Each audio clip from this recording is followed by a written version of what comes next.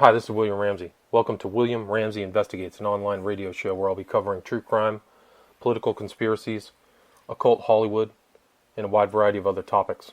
Tonight on the show, I'll be reading from my latest book, Children of the Beast, Aleister Crowley's Shadow over Humanity. It's a 350-page book with about 762 footnotes. So it's a very thoroughly researched book, in my opinion. And it covers Crowley's influence upon the 20th century, figures that a lot of people know and some people don't know. And I really just started by covering Aleister Crowley in a kind of brief method or brief way. My book, Prophet of Evil, covers him in greater detail, but it was important, I think, to do an independent study for this book and kind of relate some of the later information back to his books and research and just show the connection. So I really tried to do that.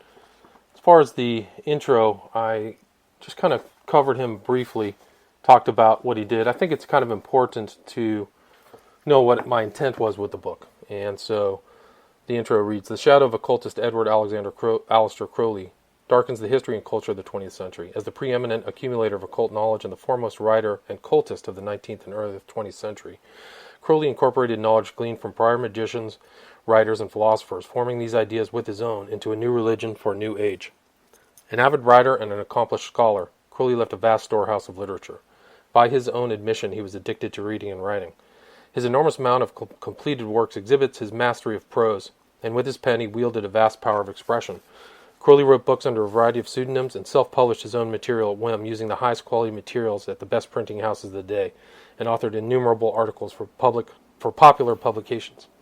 His voluminous writings are often couched in thick jargon referencing arcana contained in occult manuscripts, the Kabbalah, the Tarot, world history, and mythology. The primary interest of this book is to trace the trajectory of Aleister Crowley's ideas and their effect upon his followers, and thereby history through the 20th century to the present. Be forewarned, Aleister Crowley dominates the narrative of this book, as my intent is to document the impact of Crowley's personality and ideas have had upon individuals who knew him and those who sought out and attempted to understand and follow what he meant. This book has a specific agenda, to expose Aleister Crowley and his connections to historically important figures. Each person in the book could be analyzed in greater detail, but I want to include as many individuals as possible in order to clearly demonstrate Crowley's impact. Although some of the lives of the people I've studied overlapped, I listed each person and focused upon their interest in relation to Crowley individually. While this book can be seen as an exercise in selective biography, the information in the book shows that in his days Crowley mixed and influenced a wide variety of influential people, and those people mixed and kept in contact with each other. Many of their personal associations intersect and overlap over time. Why is Aleister Crowley important in understanding the history and culture of the 20th century and the new millennium? Unlike other gurus, Crowley's vision of unrestricted sex, drugs, and forbidden knowledge attracted 20th century adherents wanting to move from older Western ideas. His battle cry of personal liberty, do what thou wilt, captured spiritual seekers and of a darker shade, Crowley insisting to his adherents they do or actively act upon their desires in the world. In my experience, all serious modern occultists eventually hear of and read of Crowley, and I have found a few unmoved by the breadth and depth of his canon. I have broken this book into three general parts as denoted in the table of contacts by those who knew Crowley personally, those who adhered to his teaching and systems after his death in 1947, and the followers of the present day. As the information in this book will demonstrate, Aleister Crowley created a new religion of individual will, Thelema, with the intent to permanently change his devotees, their relation to the world, and thereby human history. I believe this book will document the remarkable and largely unrealized impact Crowley had upon the history and culture of the 20th century and the new millennium. I think if you want a detailed analysis of Aleister Crowley's life, you can go back and listen to my first talk, Prophet of Evil. It can be found on Spreaker or at my YouTube site, occultinvestigations.com. I talk about Crowley in detail, at least for the first half of his life in that talk, and that would be a good place to kind of get some of that information. If you get a chance, go to occultinvestigations.com also, and you can buy the book if you like, a signed copy of the book. But if you're at the YouTube site, Occult Investigations, please subscribe when you get the chance. In the book, I wanted to make sure people understood the numerology of Aleister Crowley, so I talk about 11, 77, and 93 and their impact upon Crowley, but also the person who really Crowley insisted influenced him the most, and that was Eliphas Levi. He actually believed he was the reincarnation of Eliphas Levi, Crowley did. And so I talk about some of the general themes of Eliphas Levi's teachings. Teachings, were disseminated to a wide variety of different occult scholars, but it's believed that Morals and Dogma was, by the Masonic scholar Albert Pike, was heavily influenced by Eliphas Levi. Apparently, he lifted, or Albert Pike lifted direct quotes right out of Eliphas Levi's book without attribution. I quote Eliphas Levi. I said, "We have said there is no religion without mysteries. Let us add there are no mysteries without symbols. The symbol, being the formula or the expression of a mystery, only expresses its unknown depth by paradoxical images borrowed from the known." So it kind of shows that known images have a esoteric meaning. There's an exoteric and esoteric meaning. Eliphas Levi laid down certain principles that are vital to the magician, and most kind of deep occultists understand the meaning of this and its symbol, which is the Sphinx. But he talks about the great secret of magic, the unique and incommunicable arcana, has for its purpose the placing of supernatural power at the service of the human will in some way. To attain such an achievement, it is necessary to know what has to be done, to will what is required, to dare what must be attempted, and to keep silent with discernment. So those were his four kind of values or principles for the magician. And Levi used the Egyptian Sphinx as a symbol of the embodiment of the preceding four principles and of the perfected man, the magus. So it's a common theme, and it's something that Crowley adopted. And it's a common symbol that I use through the book. I don't really use, but I reference as a lot of these people, Jimmy Page and Kenneth Anger, for example, all use the Sphinx in their art and in their personal pictures. There's a lot of references to the Sphinx, so I try to lay that out for the reader in Children of the Beast. And here Eliphas Levi links the four powers of the magus: to know, to will, to dare, to remain silent, with the four elements, where he says, "You are called to be king of air, water, earth, and fire. But to reign over these four living creatures of symbolism, it is necessary to conquer and enchain them. He who aspires to be a sage and to know the great enigma of nature must be the heir and despoiler of the Sphinx. His the human head, in order to possess speech. His the eagle's wings, in order to scale the heights. His the bull's flanks, in order to furrow the depths. His the lion's talent, to make a way on the right and the left, before and behind." So Aleister Crowley himself expanded upon that principle in his writings. And I also include kind of people that people may not be wholly aware of. I talk about Somerset Maugham, W.B. Yeats, also J.F.C. Fuller, who I've talked about in some of my more recent interviews. But Fuller himself was an interesting guy in the sense that he was really at one with Crowley and their opinion and to destroy Christianity. He wrote a book about Crowley, which is A Star in the West. That was the title of his book. And in The Star of the West, they talk about, how saying that, for example, here's Fuller. "In the pen of Crowley, like that of Saladin, Swinburne, and Shelley, is but another douche of cold water to wake the frowsy sleepers of the night and wash from their gluey eyes the nightmare of Christian supremacy." So they actually wrote a whole book about this, The Star in the West. And Captain J.F.C. Fuller, interesting, he designed a lot of the art for the cover of the book, which you wouldn't expect from a guy who was a graduate of Sandhurst in England, probably their top military school. He had an artistic side to him, interested in yoga and the Kabbalah as well. But one of the interesting parts about, another interesting part about Fuller is the connection between him and Adolf Hitler. There's other connections between Crowley and Hitler. There was another friend of Crowley when Crowley was in United States acting as a British spy. He befriended a guy by the name of Viereck, V-I-E-R-E-C-K, and wrote for his publication. But Viereck was one of the first people he was a pro-German sympathizer, and he was one of the first people to interview Adolf Hitler after the war, after World War I. And there's kind of a notorious article where Hitler is talking to Viereck and laying out all of his plans. Probably, I think it was 1922, and talking about his plans for the final solution, for the war, regarding the Treaty of Versailles, if I can remember correctly. But it's an interesting article in its own right, but it's also interesting because Viereck was an associate of Aleister Crowley. Fuller himself went to Germany many times, and German generals came to England actually to talk with Fuller because Fuller came up with the idea of masked tank or armored warfare. Something after the war, Fuller had actually been in the development of the early tank in World War One, and advocated its use, which never was really picked up on by the English, but the Germans thought it was fascinating. So one of Hitler's main generals, a guy by the name of Heinz Guderian, traveled to London to discuss military strategy with JFC Fuller.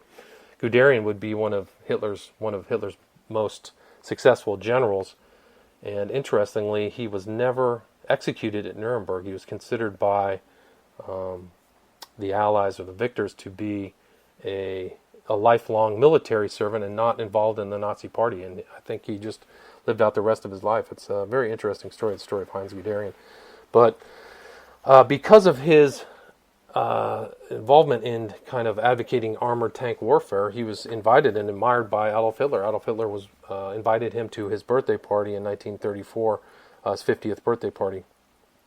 And Fuller traveled to Germany and recollects his time with Adolf Hitler. He also says, I met Hitler first in December 1934 and was the sole foreign journalist at his first maneuvers in the following year. Subsequently, I met him some half a dozen times, and one of two Englishmen who attended his 50th birthday celebrations in 1939, a most interesting occasion. So I apologize. Hitler's birthday was not in 34, it was 39. So he described his attendance at the event in an encounter with Adolf Hitler. On the morning of April 20th, the great parade took place. For some 3 hours, a completely mechanized and motorized army roared past the Führer along the Charlottenburger Strasse. Never before or since have I watched such a formidable mass of moving metal. That afternoon, all foreign guests were lined up in the new chancellery to meet Herr Hitler. He walked down the line, and when he came opposite to me, he shook me by the hand and said, I hope you were pleased with your children. To which I answered, Your Excellency, they have grown up so quickly that I no longer recognize them, which was true. Fuller had kind of an unsavory association with the Union of British Fascists, who was led by Oswald Mosley, who apparently is one of the most reviled people in England. But he spent his retirement writing books, and he wrote books about Julius Caesar, Alexander the Great, stuff like that. Died in 1966. But JFC Fuller is a pretty fascinating character in his own right, not only just a disciple of Aleister Crowley. The next person I talk about was a person referred to often as Crowley's apprentice, somebody by the name of Israel Regardie. He was born Israel Regardie in London's impoverished East End. He was a kind of a poor person of Jewish extraction, one of a few of Crowley's followers who were Jewish. At one time, Crowley said in the OTO, a third of the OTO members were Jewish, which I think is an interesting fact, considering it was a German secret society. But like many others of these people who I cover in this book, they had an early interest in the occult. And Regardie was similar to L. Ron Hubbard in a way, because they both got their interest in the occult at the Library of Congress in Washington, D.C. And as he kept reading, he came across Aleister Crowley's Book 4 and wrote to Crowley. And Crowley actually talked to him. And when Regardie was 21, he set sail for Paris. That was 1928. And he remembers his face-to-face meeting with Crowley. He recalls, Do what thou wilt shall be the whole of the law, said Crowley.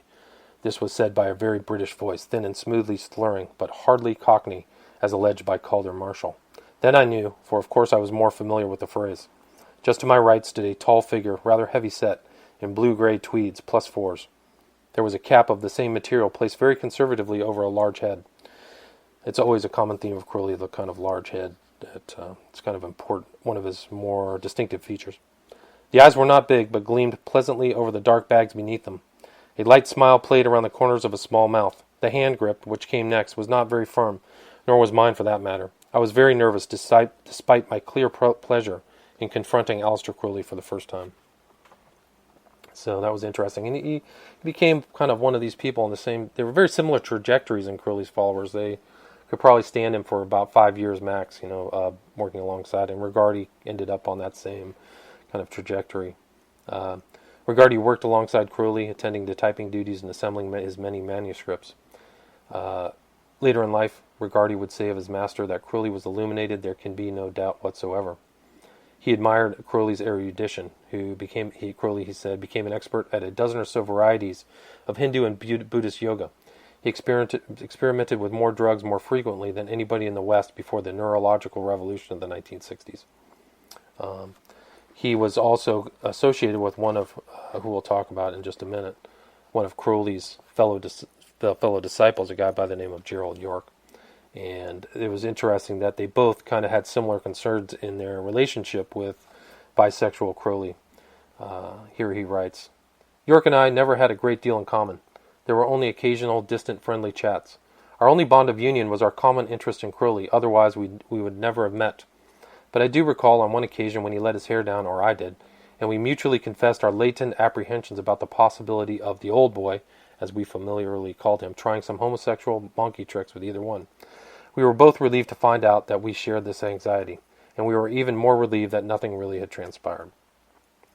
So he arrived to be with Crowley in 28. In 29, they were kicked out of France. So Crowley got kicked out of France in 29, got kicked out of Italy in 1922, I believe. They were kicked out. He was supposed to be kicked out. They were out in 24 hours.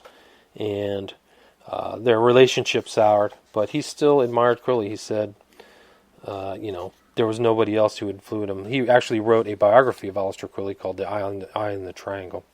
And he sensed that Crowley would influence later generations. It's kind of a theme of this book. So he says, nevertheless, we have to remember that the early preaching of the Gospels was not a startling success for a considerable time. Who can estimate how many hundreds or even thousands of people have been influenced in one way or another by his writing? So he says, he talks about Crowley's Book of the Law, which he claimed to have received in 1924. He says, it really makes little difference in the long run whether the book was dictated by preter-human intelligence named Aiwass, or whether it stemmed from the creative deeps of Aleister Crowley. The book was written, and he became the mouthpiece for the zeitgeist, accurately expressing the intrinsic nature of our time as no one else has done to date. So his failures and excesses and stupidities are simply the hallmark of his humanity. Was he not, by his own admission, the beast, whose number is 666, which is the number of man? Israel Regardie kind of, a similar trajectory to a lot of his followers, where a lot of these people who were interested in Crowley or associated with Crowley went west. They end up in the United States and California in particular. I know for a time Regardie lived in California. He ended up in Sedona, kind of the New Age area in Mexico, and I think it's either Mexico or Arizona. He had learned Reiki and Freudian and Jungian psychotherapy, and later on in his life, Regardie said of Crowley, he said, "Everything I am today, I owe to him." A little-known figure that ties Aleister Crowley to people like Ian Fleming and others is a person by the name of Augustus John. He was one of the highest-paid artists living in England at the beginning of the 20th century. At the time, there was high demand for portraits and sketches of people, and Augustus John was pretty much of a consistent working person who had done 4 or 5 sketches of Aleister Crowley, which I include in the book. He kept doing sketches of Crowley through his lifetime, from I think the mid-20s to near his death. He was associated with him. But Augustus John, in his own right, was a remarkable person, a bohemian who lived kind of like a gypsy. He went around in a gypsy they had these old carts that they used, and he himself went around with his wife and his mistress. They seemed to know each other. So in the early 20s, Eve Fleming, who was Ian Fleming's mother, and Augustus John began a lengthy relationship, and this is after Eve Fleming's husband had died in World War I, a guy by the name of Valentine Fleming. So eventually she gave birth to Amaryllis, who would be a half-sister of Ian Fleming, and Amaryllis grew up to be a famous violinist who's a person of talent. And the interesting thing about Ian Fleming is he regarded this person who was leaving his mother with great regard. He really admired Augustus John and considered him a personal hero. It's also interesting that Augustus John was a person, when Crowley wrote his kind of 500-page autobiography, he dedicated it to 3 people, and one of them was Augustus John. So it's interesting that this person is, kind of held in well regard. He is rumored to have fathered up to 100 children, but it was considered probably 50.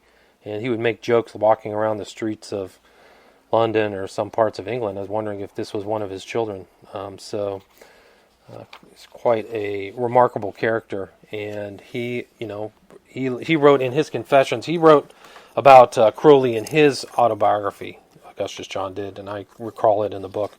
But, this is a first-hand account of Aleister Crowley by Augustus John. I met Aleister Crowley occasionally in London and Paris. I cannot say I was greatly attracted to him in spite of his sinister reputation, which some people found irresistible. He held me by his glittering eye, as any bore is apt to do, but I was not overawed by his learned mystifications.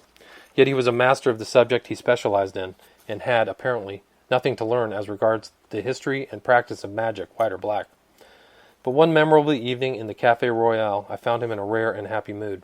On this occasion, he astonished and charmed me by a sustained exhibition of verbal effervescence, such as I have never suspected him capable of.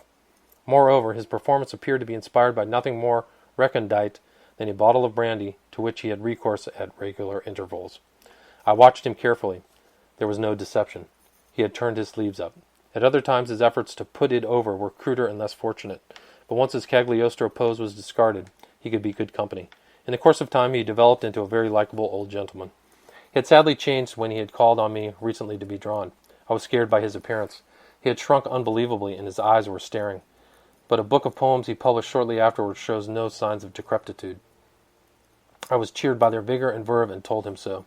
His poetry had been described as Swinburne and water. I dispute the justice of this too facile estimate. The mixture was much more potent. The fact is, the Magus had a good deal more than a stock in trade of a charlatan, and perhaps only lacked good taste. Here follows the last letter from him, received shortly before his death. The Hierophant speaks again. I found it unanswerable. The letter's from Netherwood, which Crowley was at when he died, this kind of boarding house. Kind of a nice boarding house in Hastings, southern England. He writes, Care frater, do what thou wilt shall be the whole of the law. The greetings of the equinox in autumn. The word of the equinox is brilliance. A Liberal 164, he's referencing the Book of the Law. The oracle of the equinox is time, references the Book of the Law again. And then he writes, the omen of the equinox is 8 pi, love. Love is the law, love under will, yours fraternally. And then he signs it. And I can see why Augustus John didn't reply to that letter, because it was pretty vague. Crowley, it was known at the time, was doing massive amounts of heroin, so it's no surprise that he would send odd letters. It's probably the equivalent today of getting strange emails from people. But I include in the book a lot of Augustus John's paintings. I think they're interesting. Augustus John painted Yeats, who sparred with Crowley. He painted Lawrence of Arabia and Dylan Thomas, who had a run-in with Crowley. Another person I talk about who was lesser known is a woman by the name of Jane Wolfe. She was a disciple of Aleister Crowley, who was from Los Angeles. In 1918, she began a written correspondence with Crowley. And within 2 years, she would join Crowley at Crowley's Abbey of Thelema, where he lived in southern Italy and Sicily. And she was there for 3 years until she was one of the people who was kicked out when she was forcibly removed when Mussolini shut it all down.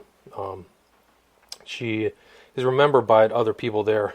Actually, somebody by the name of Betty May, who wrote extensively about her time at the Abbey of Thelema, which I include in my book, Prophet of Evil.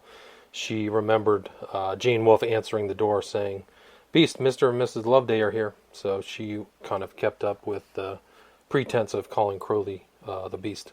And she does retell her story about Crowley, making her do all kinds of spiritual rituals and stuff like that.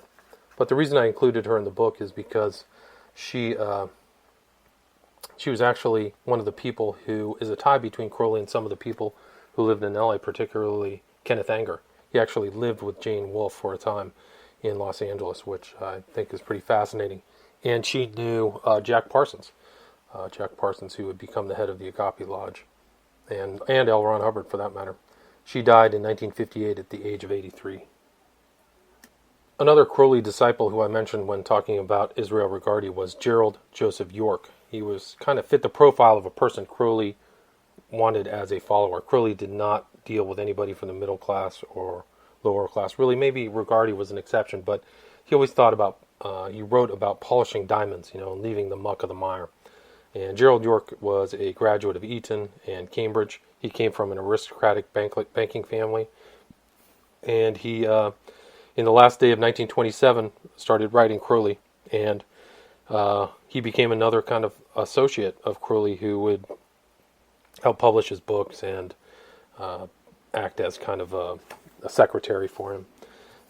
He remembered talking about the Crowley. He said he was living a precarious existence in Paris, relying upon the loyalty of the members of his order and upon his wits to augment his pittance from a trust fund. I do not think he was receiving a penny in royalties from his books.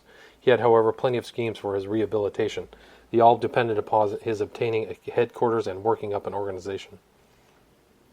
So eventually York would fall out of Crowley, but he traveled to, but he still kind of kept an interest in the East. He kind of went to the East, kind of like Crowley did. And his association was with the Dalai Lama in the 1930s. He also wrote about China and would travel with Peter Fleming, who was Ian Fleming's brother. Ian Fleming had kind of an interesting relationship with his brother Peter Fleming, who was kind of a world traveler and pretty dashing character. And Ian, in those early days, kind of fell under his shadow, or felt like he was under his brother Peter's shadow. It wasn't until later that after the war that Ian kind of achieved his own personal notoriety. But one of the interesting things about York is he was with Crowley in December 22nd, 1936, when there was portions of Crowley's book was read at Cleopatra's Needle in front of the Sphinx on the Thames in London at a certain time, 6:22 a.m. So all these numerical times are important to Crowley. And Crowley proclaimed, "Do what thou wilt shall be the whole of the law." He also claimed the law of Thelema, and he said that civilization would come to an end. And interestingly, World War II started 3 years later. Interestingly, also York kind of brought back ideas from the East. One was a guy by the name of Iyengar. He was a yoga master or yoga guru, and he would publish him Light on Yoga, which was a series of postures for yoga. And York was friends with L. Ron Hubbard. According to John York, Gerald York knew L. Ron Hubbard quite well, and said that the start of Scientology can be rooted in some of the stuff referring to Crowleyism. So that's from his son. According to one biographer, York himself initiated filmmaker Kenneth Anger into the OTO, Crowley's secret society, or the secret society that he eventually headed. And York was interesting too because he became the greatest accumulator of Crowley's materials. He was, one of these people who accumulated all of Crowley's work for historical reasons. It's right now in a museum in London. And here he is writing about Aleister Crowley. Aleister Crowley was the most colorful man of his day. Whatever Crowley was, he was not a charlatan. He believed, he worked, he suffered, he had power. He failed to put over the religion of Thelema in his lifetime, which, considering its nature, is not surprising. The Christian world regards him as one of the devil's contemplatives. His few friends will not see his like again, and his still fewer disciples mourn the passing of a magus. It's kind of an interesting statement about Crowley from somebody who knew him. He also, these first-hand accounts are very interesting. So he writes about Crowley. He says, "His life was full of what to me were sordid quarrels. He was suspicious of everyone, though at times he trusted everyone. He frequently misjudged motives, so that one could by no means trust this insight. Then he demanded everything of a disciple. Money, reputation, family, friends had to be sacrificed to the cause, which in fact meant Crowley the Messiah of the cause, of the new religion for mankind, Thelema. This I was not prepared to do, as I never fully accepted the book of the law. The moment I left the AA in 1932 or 33, he never made those demands on me, never badgered me for money and services. I could not remain his disciple without being involved with his scarlet women.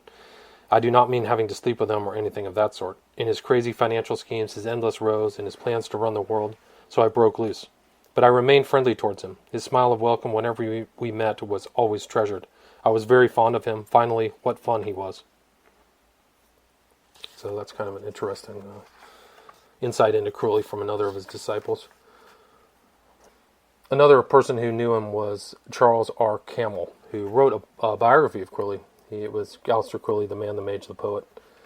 Camel himself was a poet similar to Crowley, and he wrote of Crowley's verse. He said, "A poet fired with imagination, gifted with eloquence, singular, vehement, and magnificent." So he admired Crowley's poetry, where many others did not. And he writes of Crowley, "Crowley's powerful intellect was a riddle, now acute in judgment, now nebulous and unbalanced. His erudition, however, was solid and far-reaching, and his genius was prodigious. I have heard an eminent personage, General J.F.C. Fuller, a man famous in arms and letters, who we talked about earlier, one who has known the greatest statesmen, warriors, and dictators of our age, declare solemnly that the most extraordinary genius he ever knew was Crowley." So that's interesting.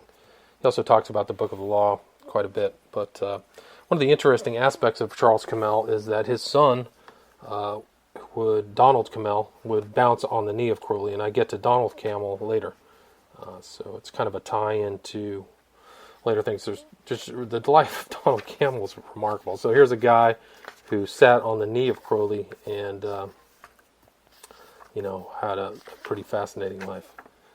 Then I talk about somebody who people in Britain know more than people in the United States, but a guy by the name of Thomas Dryburgh. He was part of the Labour Party for something like 40 years and involved in all types of different scandals, but he was considered at one time to be Crowley's heir, which is a fascinating statement. So Crowley was always looking for somebody to turn over the head of the OTO to and OTO to run, and Thomas Dryburgh at one point was one of them.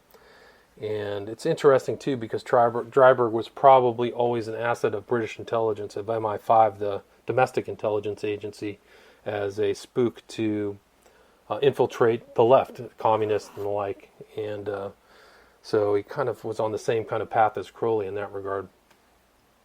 So I have a letter here of Dryburgh to Crowley. He writes to Crowley in 1925. "I have recently read with much interest your novel, Diary of a Drug Fiend, and am encouraged by the note at the beginning of Part 3 to communicate with you.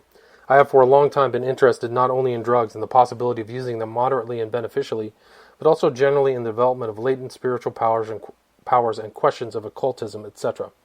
I have, after some consideration, decided to become a member of the Theosophical Society, but it occurs to me that you may be able to help me still more directly and speedily than they. I hope you don't mind my writing, but I dare say many other of your readers have done the same, and that you have been able to help them. My apologies for troubling you. Yours, Tom Dryburgh." Will you please, of course, regard this letter as confidential? So, after a lengthy correspondence, they started lunching together and sending letters and notes to each other. And he called Crowley a master. He referred to him as his master at some point, which is kind of like a statement of somebody who's in a cult. And there was a writing later that Dryburgh gave his life over to Thelema and signed a following declaration to Crowley. He says, "I, Thomas Dryburgh, in the presence of the B666, solemnly pledge myself to the great work, which is to discover my own true will and do it. Love is the law, lover in the world. Witness my hand, Thomas Dryburgh." So Dryburgh writes extensively about Crowley, and I include all of it in the book. I think it's interesting. There's definitely, he's hiding stuff and not telling the truth and kind of giving mildly mocking Crowley, but I don't think that it's fully honest. I think that he really did admire Crowley through most of his life. And then Dryburgh was a homosexual with pretty strange tastes, and he was friends with another member of the kind of the top of the political parties in England by the name of Robert Boothby. Boothby was close friends with Winston Churchill, and it's actually pretty remarkable about his friendship with him.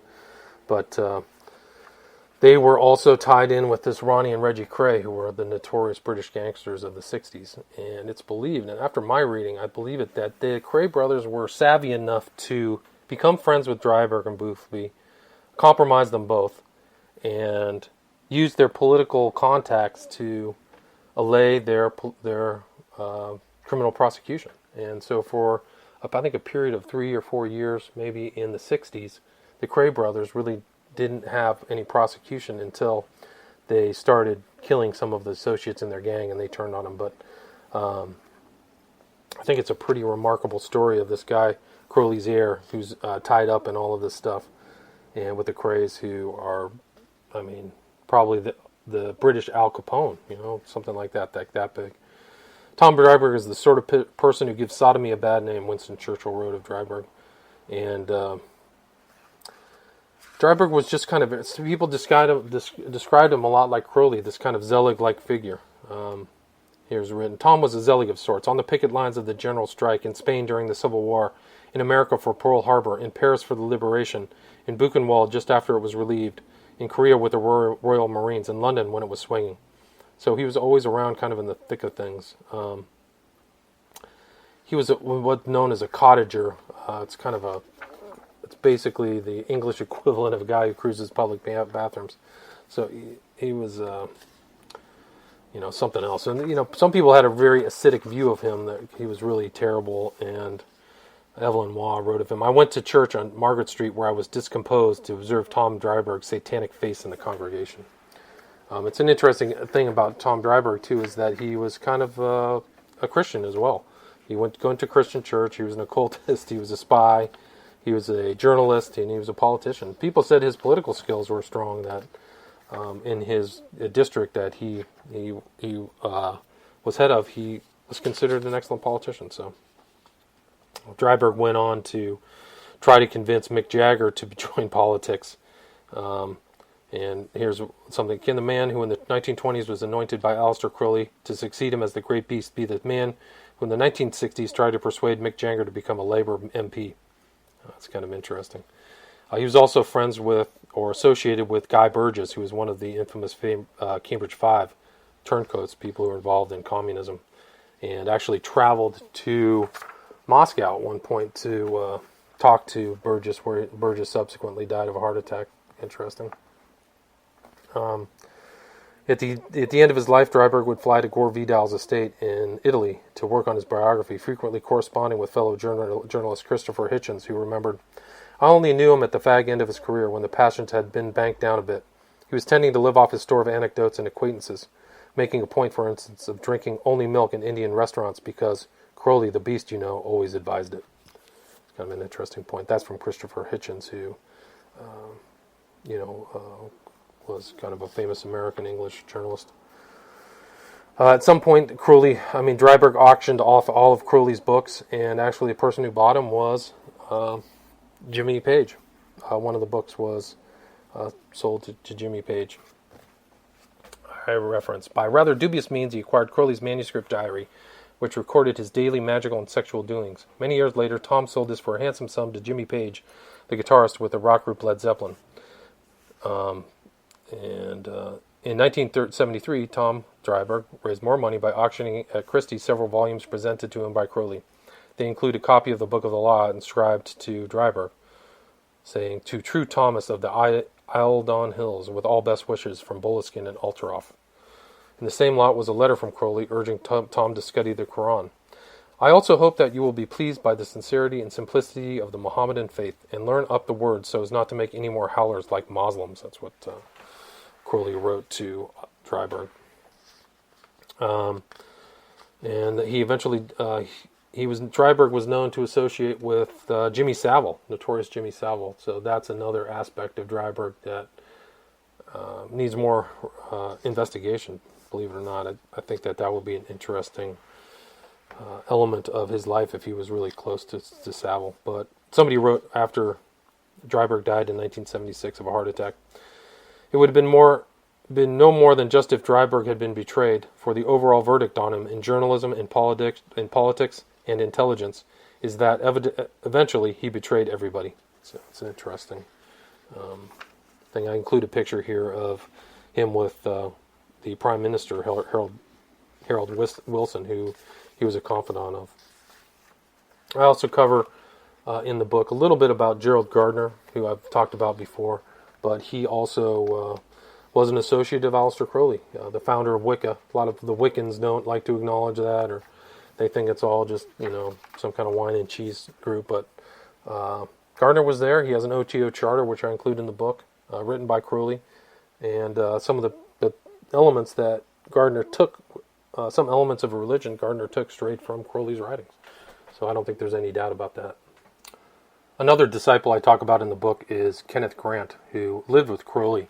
When Crowley was in Netherwood in Hastings, Crowley stayed at this kind of upper class boarding house. I wouldn't call it kind of an old folks home, but more of like he had a room in kind of a mansion. And at that time, there was a cottage out back, and Kenneth Grant lived in that cottage. He said of Crowley, Crowley was almost but not quite at the end of the road. His mind remained keen and alert, but in ill health, old age, and the air raids had driven him from London. He recalled his time with Crowley richly rewarding.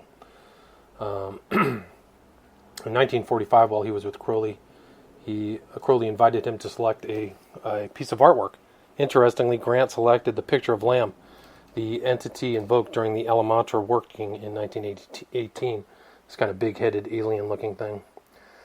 For Grant, Crowley's encounter with Lamb represented the first and perhaps most momentous example of the phenomenon of grain alien contact, which by the start of the 1960s was increasingly becoming part of a popular culture. Kind of an interesting quote. Grant would go on to kind of start an inner part of the OTO that attempted to contact this entity. It's kind of an interesting offshoot of Crowley's teachings. And he agreed with Crowley on a lot of precepts. He said, I think the Book of the Law contains the key to the principal occult mysteries of the present age. He believed that the information in the Book of the Law would destroy the world, saying, it was Crowley's belief that when the Book of the Law is finally published in strict accordance with the instructions given by Aiwass, editorial, the Lord of the Air, in its 3rd chapter, it will affect the total destruction of civilization as we know it. So far, the instructions have been perfectly executed, and the Holocaust, therefore, incomplete. Grant would go on to write quite a few books, and he was aware of the work of Jack Parsons, who we'll get to in just a minute. He knew that there were kind of discarnate entities and things like that going on. But he believed in kind of going back to Crowley and Crowley's kind of the Order of the Golden Dawn. He believed in hidden guides of humanity. And he says, however, since the middle of the present century, the masters would seem to have decided that the massive exhibition of mysterious phenomena is at least in order, or is at last in order. Otherwise explains the frequent and sometimes alarming appearance in our skies during the last 40 years or so of inexplicable lights and unidentified objects. These weird phenomena have been cited not predominantly by occultists, magicians, or metaphysicians, but by ordinary people following the pursuits of ordinary people, soldiers, sailors, policemen, airmen, farmers, lorry drivers, and so on. A glance at any one of literally hundreds of books on so-called UFOs should convince any but the hopelessly purblind that numberless, because uncounted individuals, groups of individuals, a lot today have seen with their own eyes phenomena equal to, not surpassing, anything witnessed by the few or privy to Madame Blavatsky and her Mahatmas. So he equates kind of the UFOs to this 19th century occult experiences of people like Blavatsky. People reference, there's people like Alan Moore and Peter Levenda reference Grant as important. And Grant kind of stated in his Magical Revival that the OTO was created to transform the masses by spreading the energy of Satan across the world, he says. The keen and persistent practice of even a few dedicated individuals will effectively overthrow society and thereby facilitate the unhindered development of the new aeon and the reintegration of the human consciousness. So he believed in that kind of change. I also talk about Adolf Hitler. We've talked earlier about J.F.C. Fuller's connection to Hitler, but I also just wanted to show the similarities in outlook of Adolf Hitler and Aleister Crowley.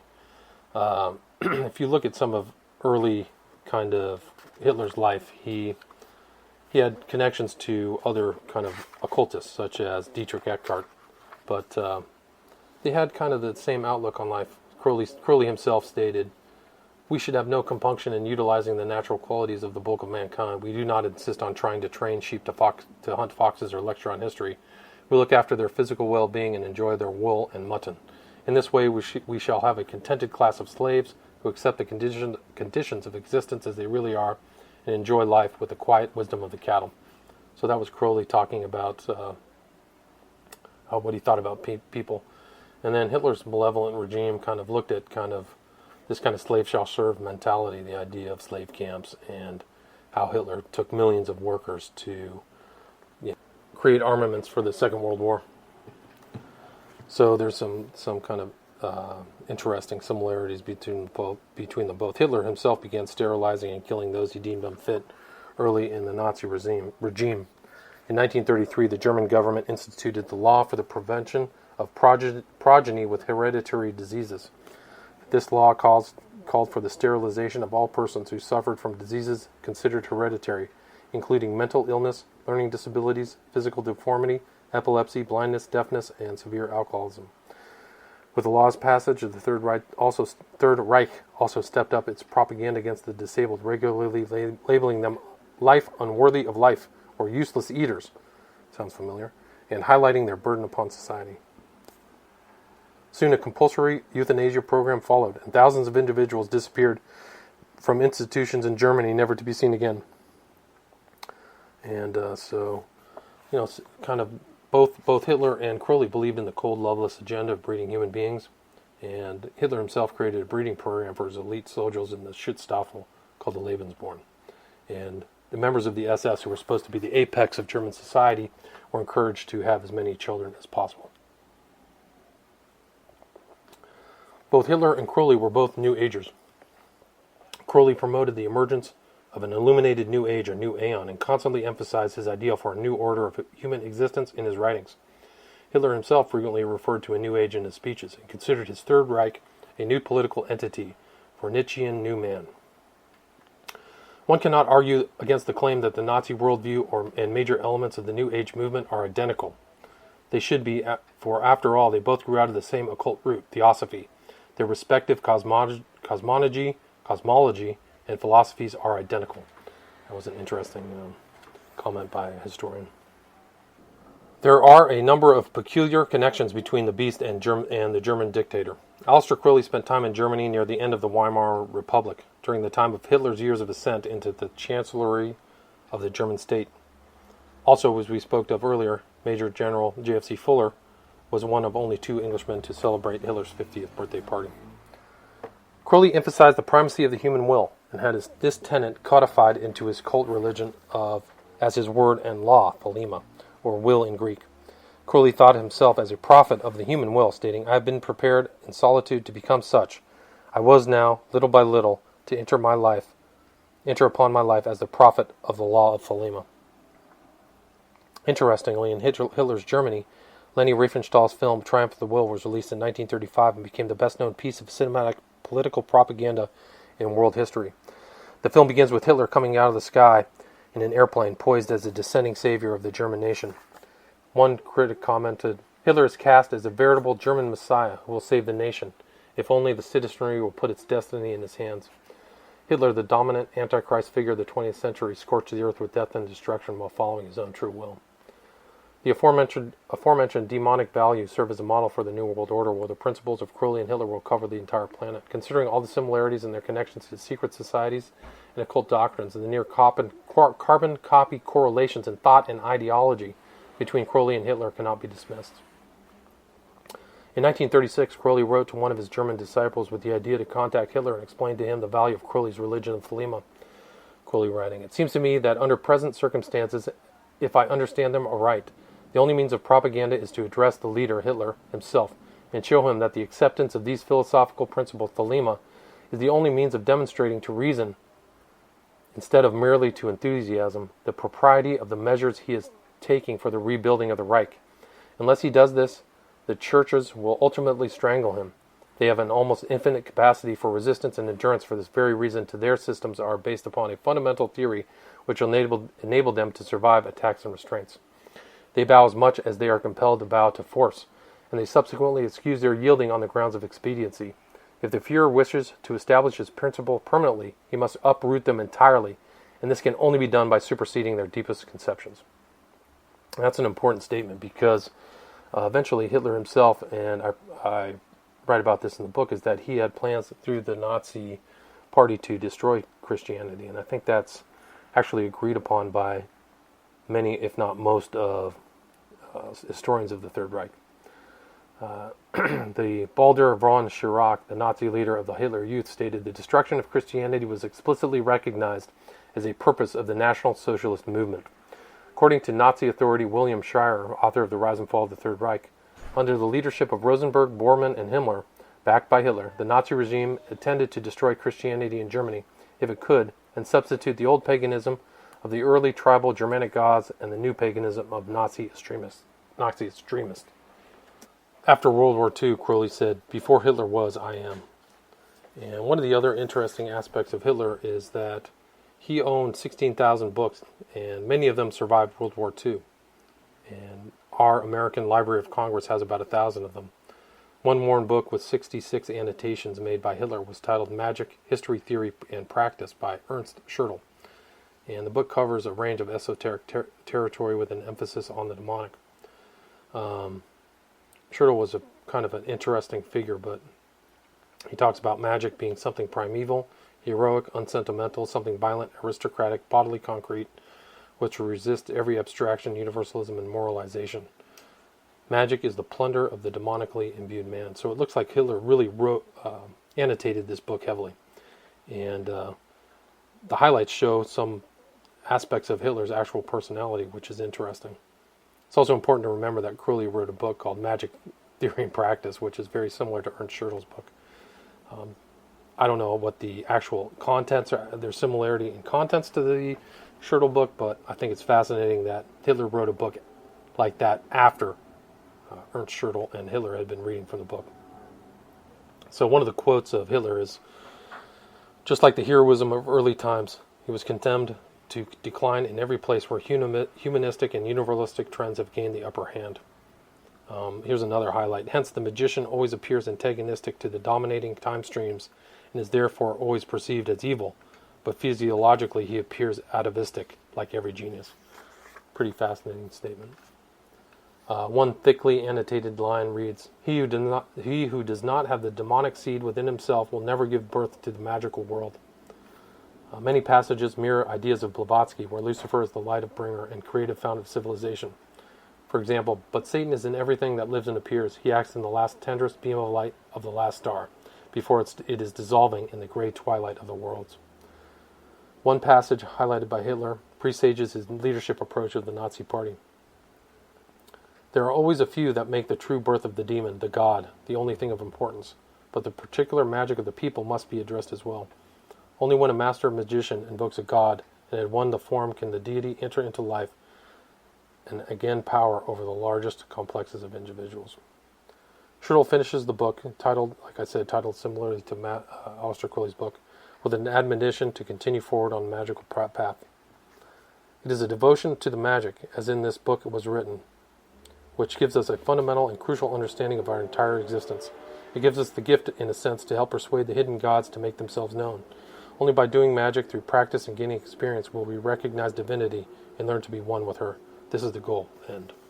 I think the last person I'll be able to cover in this hour is Ian Fleming. And I've already kind of discussed some of Ian Fleming's connections to Aleister Crowley through Augustus John earlier in this talk, but as most people know, Ian Fleming is the author of the James Bond novel series. Over 100 million books of the series have been sold, and over 25 films have been made. So James Bond is really a global phenomenon, and it's interesting that Ian Fleming has significant connections to Crowley through a wide variety of people.